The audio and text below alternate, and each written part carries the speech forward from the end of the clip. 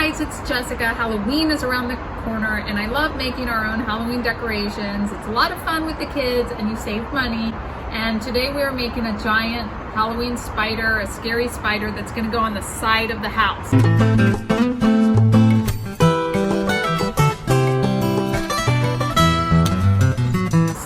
So we're going to improvise in how to make this. We found these things at Hobby Lobby. This is a circle, but it's a half circle. And since it's going to go flat on the wall, I thought that this would be a good way to do that rather than having a round sphere. We did the same for the middle part. So this is going to be the middle part of the spider. I don't know if that's the torso or what the correct anatomical word is. And then this is the head. It's a plastic pumpkin that we're gonna try to make it work, but it had the right size. So we're gonna see if we can maybe cut it in half or cut the stem off. We're going to figure that part out. We're gonna figure it out as we go. We're going to improvise. It's gonna be painted all black, and then we're going to give it some character and some more realistic features with some other colors of paint. And we're going to be using these pool noodles for the legs. It's going to be part of the legs. You want to get it kind of realistic. So I thought pool noodles with some twigs could maybe make it a leg, thicker in parts and thinner in other parts. So I'm going to show you how to do that. I'm going to use scissors to cut the noodles. And I have this like garden stake or trellis type thing that I'm going to try to use to connect these styrofoam parts. But if that doesn't work, I'm gonna figure it out as we go, and I'll show you that as we go. So let's go get some twigs and some branches for the legs.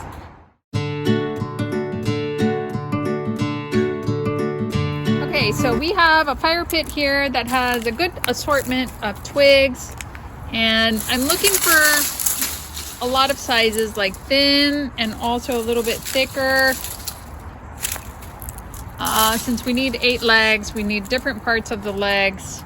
And then we can also maybe trim off with a knife any little branches. This is a good one right here.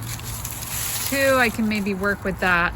So I'm just gonna keep sorting through this and see what I come up with. Okay, so now we have our branches that we're going to use for legs. This is a pretty good one because it's kind of curved. And I'm probably not gonna make it this long, so I might cut this in half. You want to look for something that doesn't have a whole bunch of little stubs sticking out, because you are going to be sliding your noodle, the pieces, onto your branch. And you want to cut these up so that it doesn't look like one big noodle, but just like the different, like parts of the legs, which are kind of like twisty and kind of twiggy, the legs of a spider. And we started doing one already here. As you can see, we just slid this onto here. This is probably a good size leg. And then since this won't slide up any further because there's a little piece of the twig here, what we did was we cut in half one of these noodles, and we're just going to put it on there, just wrap it around, and see, that starts taking the shape of a leg. Once it's painted and onto the other parts, it's gonna look really realistic.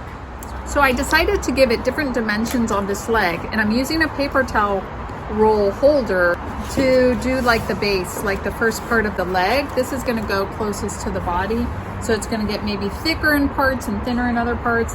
But I'm trying to figure out how to keep this paper towel roll curtain on there. So I just took some aluminum foil and I wrapped it around the twig, and now I'm pushing the paper towel roll on there. So just think of ways you can just stuff this a little bit so that it secures, so that it doesn't fall off.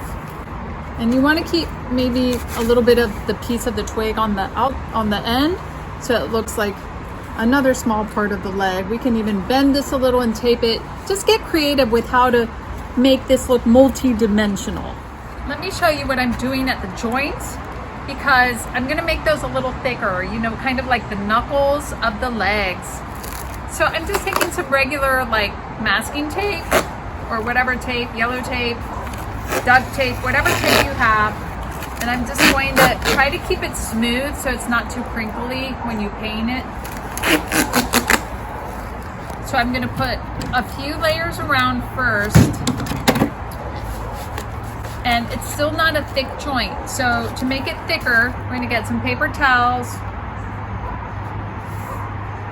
fold them up. This is really makeshift, so feel free to use whatever you have and makes more sense to you. But this is what I'm going with right now for this really scary spider. But this is already a little bit more elevated from the level of the noodle, so that's working. Then I'm going to take a little bit more tape, wrap it around, and just keep wrapping until the whole paper towel is covered. It's just going to be a little bit thicker in the corner, in the joint. You can push this down and see that already looks a little bit thicker. You can also take some zip ties along the edges and make this more compressed so that you can really accentuate the joint. We finally finished all of these 8 legs, and that was the bulk of this project. This is what took the longest time, but I'm happy with how they came out. I'm really excited to see how they look when they're painted. And now so we took this little plastic pumpkin and we cut it in half with a utility knife, because again, it's going to be the head. And I guess this will be one eyeball. I don't know how many eyes spiders have, but it's just gonna have one eyeball. And then we got 2 little sticks that are going to be the antennae. And I'm going to use a drill, and I'm going to drill a little pilot hole in there, and I'm just gonna push those in there. And then everything's gonna be painted black. So I am going to use some brown paint here. This is actually chalk paint, so I have to like spray it. It's also good to mist a surface like this, especially when working with chalk paint, so that the paint just gets into all the little nooks and crannies. And I'm just going to make this spider black in some parts and a little bit more brown in other parts. I don't even know what type of spider it is, but I think that I'm going to just play with the paint here to give it some variety, and see what happens with that. I'm also going to do later like a wiggly line, a few wiggly lines on the base, on the body. So I'm just going to keep lightening it in certain parts and leaving black on in other parts. Just doing that. And this could be the underside of the leg. You can always have the seam hiding too. It's whatever you prefer. But obviously I have some of the pink exposed, so I can use the brown here to just hide that a little bit. And I can spray some more water, since this is foam, and just get it to just sink in there really well. Something like that. Okay, so I'm just going to keep working with that to give it some tonal variation. So I am going to begin inserting this garden stake into the rear of the spider. I can see already that's not really centered, so I have to fix it. But it's pretty easy because it's styrofoam. You can just puncture it. It's very hard for me to film this with one hand and do it, so I'm not going to be able to actually show you the puncturing because I don't have my little camera crew here today. So I'm just going to do that through all the pieces, or I'm going to try to do that and see how it goes. So this is what it's looking like, kind of upside down, and then I have a little bit remaining here that I can hopefully get this little head in.